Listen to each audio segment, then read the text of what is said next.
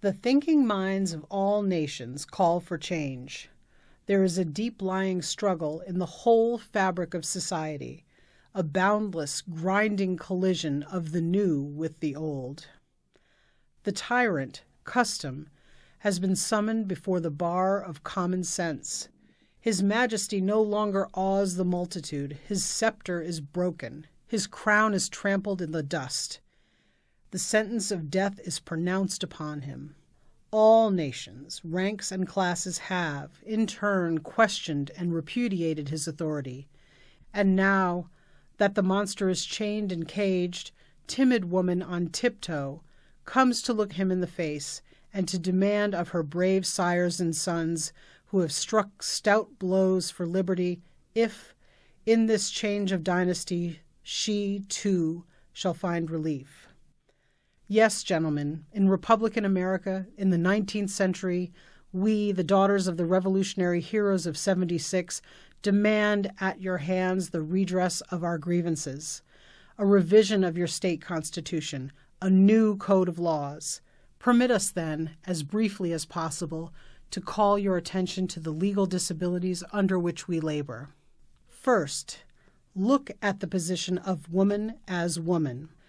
It is not enough for us that by your laws we are permitted to live and breathe, to claim the necessaries of life from our legal protectors, to pay the penalty of our crimes. We demand the full recognition of all our rights as citizens of the Empire State. We are persons, native, free-born citizens, property holders, taxpayers, yet we are denied the exercise of our right to the elective franchise. Second, look at the position of woman as wife.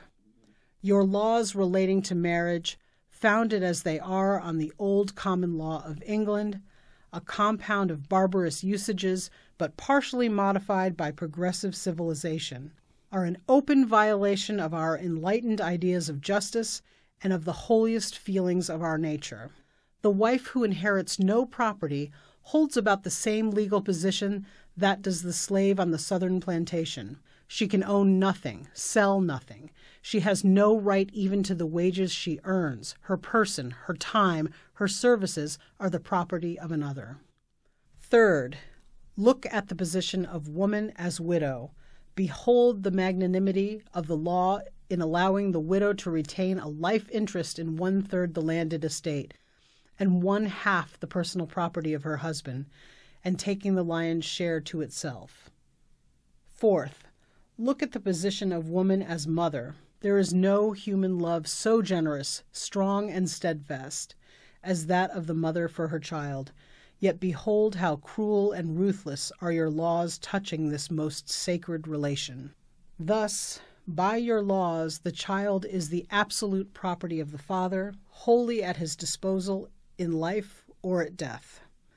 Many times and oft it has been asked us with unaffected seriousness, what do you women want? What are you aiming at? Many have manifested a laudable curiosity to know what the wives and daughters could complain of in Republican America, where their sires and sons have so bravely fought for freedom and gloriously secured their independence, trampling all tyranny, bigotry, and caste in the dust, and declaring to a waiting world the divine truth that all men are created equal. What can woman want under such a government? Admit a radical difference in sex, and you demand different spheres, water for fish and air for birds. But if, gentlemen, you take the ground that the sexes are alike, and therefore you are our faithful representative, then why all these special laws for woman? Would not one code answer for all of like needs and wants?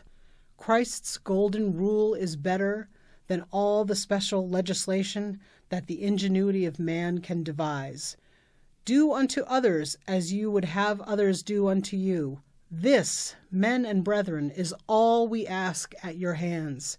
We ask no better laws than those you have made for yourselves.